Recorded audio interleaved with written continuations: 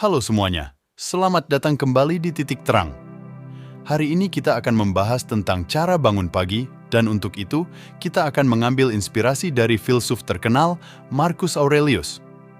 Marcus Aurelius adalah seorang kaisar Romawi dan juga seorang filosof Stoik yang terkenal dengan pemikirannya yang bijak. Marcus Aurelius adalah kaisar besar Roma yang terakhir. Dia berhasil tetap tenang dan menyelesaikan banyak hal selama 19 tahun pemerintahannya, dan sebagian dari itu adalah karena kemampuannya untuk selalu membangun pagi. Dari meditasinya, kita dapat mengetahui bahwa hal ini tidak selalu terjadi secara alami dalam dirinya, namun dia tahu bahwa yang terbaik adalah menjadikan bangun pagi sebagai prioritasnya. Bagaimanapun, ini adalah saat pekerjaan terbaik kita selesai, ketika hampir semua orang masih tertidur, ketika ada ketenangan untuk fokus.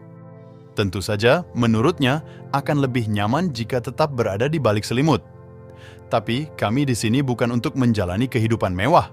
Kami di sini untuk menguji kemampuan kami dan melakukan apa yang kami yakini penting. Oke, langsung saja kita masuk langkah yang pertama. 1. Persiapkan diri Anda untuk pagi hari. Semua upaya kita harus diarahkan pada tujuan atau kita akan bertindak sia-sia. Jika tujuannya salah, pada akhirnya kita akan gagal.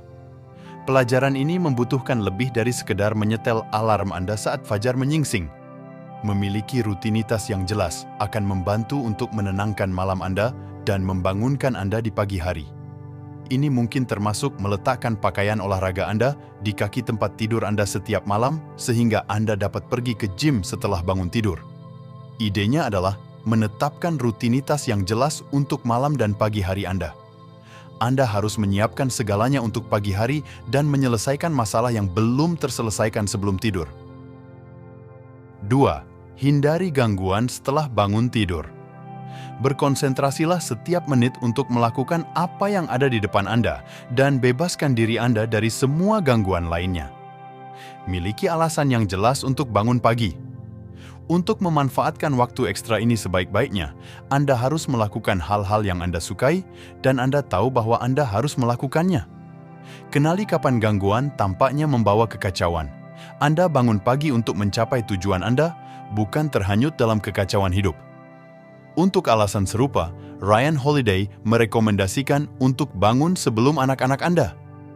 Anda ingin mengatur tempo hidup Anda sendiri dan tidak membiarkan anak Anda memutuskan kapan Anda harus bangun. 3. Temukan ikigai Anda. Kita diciptakan untuk tugas kita. Ikigai adalah gagasan bahwa kita mencari tujuan dalam segala hal yang kita lakukan. Kita harus memiliki satu alasan untuk bangun setiap pagi. Setiap pagi alasan ini akan memberi kita energi dan memotivasi kita untuk meninggalkan kenyamanan selimut kita. Ikigai Anda bisa berupa hobi yang sudah lama hilang atau keterampilan baru yang ingin Anda kembangkan. Bisa juga dengan mengurus dan menafkahi keluarga Anda. Demikian pula, itu bisa berupa hal lain yang Anda sukai. Untuk membantu menemukan ikigai Anda, tanyakan pada diri Anda, jika saya punya lebih banyak waktu, hal apa saja yang bisa saya lakukan? Anda akan tahu bahwa Anda telah menemukan ikigai jika hal itu memotivasi Anda untuk bangun setiap pagi. 4. Bangun secara konsisten. Anda harus membangun hidup Anda tindakan demi tindakan, karena itulah satu-satunya hal yang dapat kita kendalikan.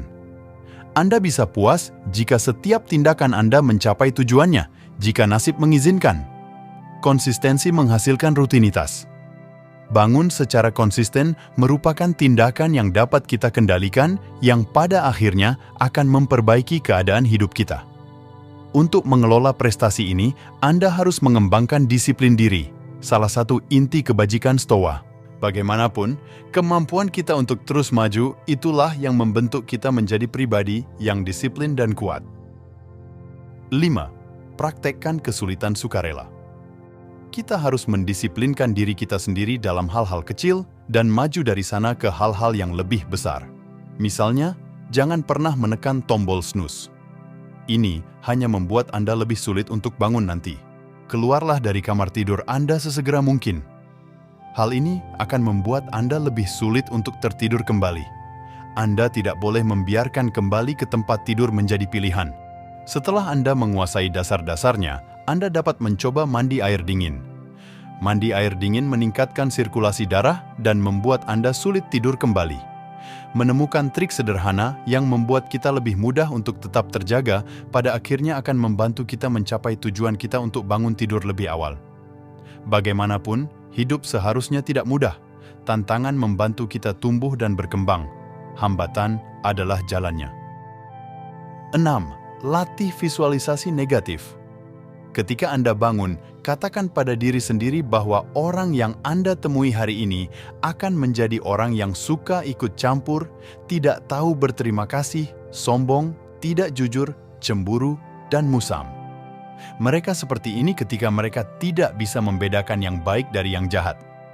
Bertanyalah pada diri sendiri, apa yang salah? Bagaimana saya bisa mengatasinya? Bagaimana saya bisa merencanakannya? Ketika Anda bersiap menghadapi kemungkinan terburuk, Anda berada dalam posisi yang lebih baik untuk menghadapi bencana jika dan ketika bencana itu benar-benar terjadi. Melihat dunia apa adanya adalah cara paling jujur untuk memulai hari Anda.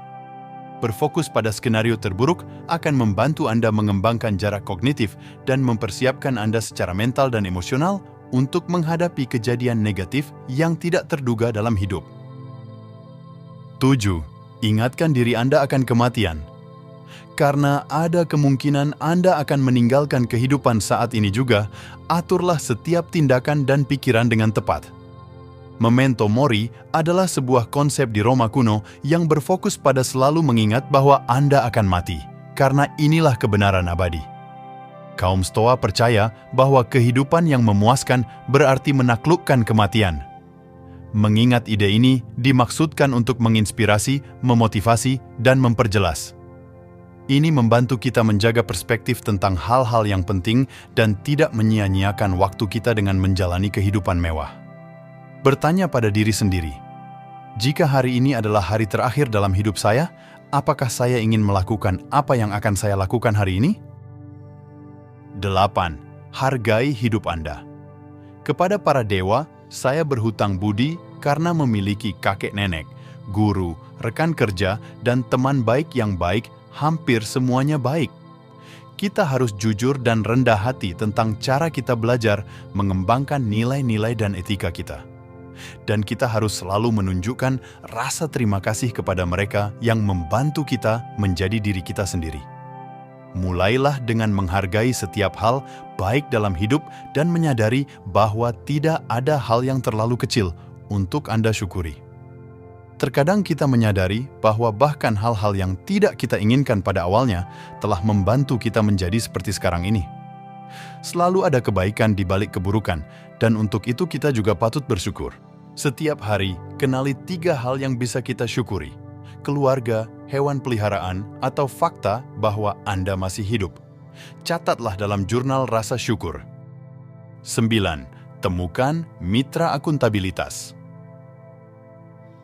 Marcus Aurelius merekomendasikan untuk bersosialisasi dengan seseorang yang berkarakter baik sehingga Anda bisa mencontoh hidup mereka. Baik Anda memilih seseorang yang hidup untuk membantu secara real-time atau seseorang dari masa lalu untuk menjadi mentor hipotetis. Mitra akuntabilitas membuat Anda bertanggung jawab atas tindakan Anda.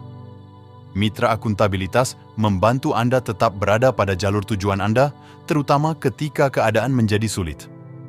Daripada hanya memikirkannya sendiri tujuan Anda, menjadi lebih nyata ketika Anda membicarakannya dengan orang lain yang berkarakter baik. Memiliki mitra akuntabilitas memudahkan Anda mencapai tujuan.